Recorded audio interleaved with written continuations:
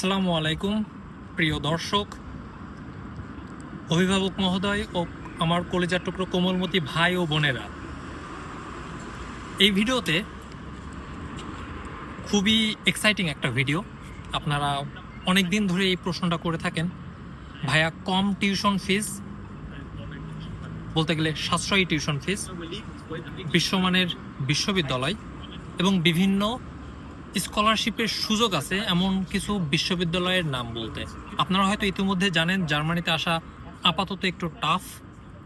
আমি এই লিস্টে সুইজারল্যান্ডকে রাখি নাই, নর্ডিক কান্ট্রি থেকে মাত্র একটা দেশকে রাখছি, এবং যেই দেশগুলোতে অনেক বেশি টিউশন ফিজ সেগুলোও রাখি নাই।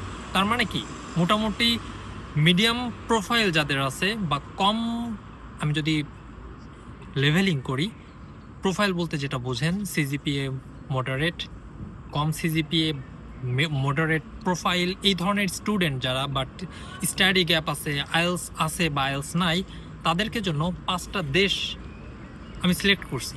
সাশ্রয়ী টিউশন ফিজ, বিশ্বমানের বিশ্ববিদ্যালয়, মানে রেড লিস্টেড কোনো বিশ্ববিদ্যালয় না বা রেপুটেশন ভালো না, পরবর্তীতে জব পাইলেন না, আর একটা কি ওই বিশ্ববিদ্যালয়তে স্কলারশিপ প্রোভাইড করে কিনা, এটা নিয়ে। তার ভিতরে প্রথম যে দেশটা সেটা হচ্ছে ফিনল্যান্ড, যার পুরো ডেসক্রিপশন আপনি স্ক্রিনেও পাবেন, কমেন্ট সেকশনেও পাবেন, অ্যাটলিস্ট 10টা বিশ্ববিদ্যালয়ের নাম পাবেন। এরপরে যেই দেশটার কথা আমি চিন্তা করে রাখছি সেটা হচ্ছে চেক রিপাবলিক, তারপর হচ্ছে পোল্যান্ড, এমনকি আমি যে বিশ্ববিদ্যালয়তে ছিলাম পোল্যান্ডে সেটাও নাম রাখছি, এবং সর্বশেষ হচ্ছে ইতালি এবং স্পেন। আপনারা অনেকেই বলেন, ভাই স্পেন সম্পর্কে কিছু বলেন না কেন? আমি ইতালি সম্পর্কে ভিডিও দিছি, সেটা দেখতে পারেন। ইতালির অনেকগুলো বিশ্ববিদ্যালয়, ফ্রান্স সম্পর্কে দেওয়া আছে, পোল্যান্ড সম্পর্কে বিস্তারিত দেওয়া আছে।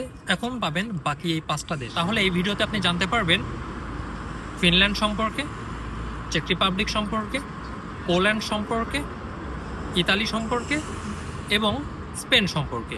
এই 5টি দেশের ডিটেলস আপনি এই ভিডিওতে পাবেন।